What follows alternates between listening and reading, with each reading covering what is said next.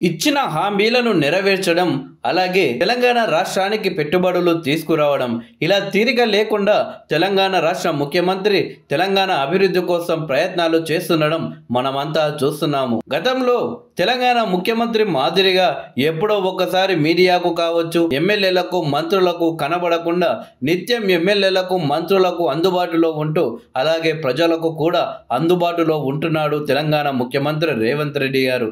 అయితే తాజాగా ఏపీ ముఖ్యమంత్రి నారా చంద్రబాబు నాయుడు గారు తెలంగాణ రాష్ట్రానికి వచ్చారు.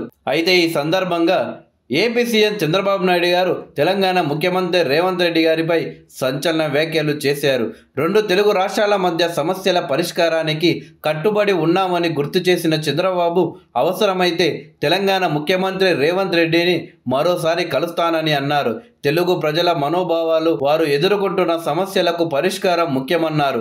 ప్రస్తుతం తెలంగాణలో రేవంత్ రెడ్డి పాలన చాలా బాగుందని ఒక ప్రశ్నకు సమాధానంగా బదులిచ్చారు. తెలుగు రాష్ట్రాల ప్రజలు సంతోషంగా, సంతృప్తిగా ఉండడమే తనకు అవసరమన్నారు.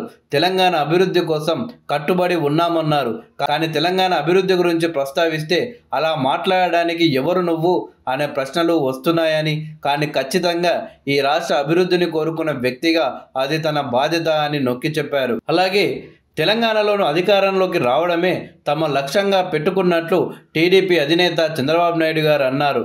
శనివారం ఎన్టీఆర్ ట్రస్ట్ భవన్కు వచ్చిన ఆయనకు పార్టీ శ్రేణులు ఘన స్వాగతం పలికారు. జూబ్లీహిల్స్లోని తన నివాసం నుండి భవన్ వరకు కార్యకర్తలు ర్యాలీ నిర్వహించారు. అనంతరం ఎన్టీఆర్ ట్రస్ట్ భవన్లో తెలంగాణ పార్టీ నేతలు, కార్యకర్తలతో భేటీ అయిన సందర్భంగా ఆయన మాట్లాడారు. గ్రామస్థాయి నుంచి పార్టీ నిర్మాణంపై ఫోకస్ పెడుతున్నందున 15 రోజుల్లో సభ్యత్వ నమోదు ప్రక్రియను ప్రారంభిస్తామన్నారు. పార్టీలో యువతకు, బీసీ లీడర్లకు ప్రాధాన్యత కల్పిస్తామన్నారు. ఇకపైన ప్రతి నెల 2వ శనివారం, 2వ ఆదివారం తెలంగాణలోనే ఉంటానని తెలిపారు. పార్టీ నిర్మాణంపై దృష్టి పెట్టడంతో పాటు సమీక్ష చేస్తానని స్పష్టం చేశారు. ఇలా మొత్తానికి ఏపీ ముఖ్యమంత్రిగా చంద్రబాబు నాయుడు గారు బాధ్యతలు తీసుకున్న తర్వాత రెండోసారి తెలంగాణ రాష్ట్రానికి వచ్చారు.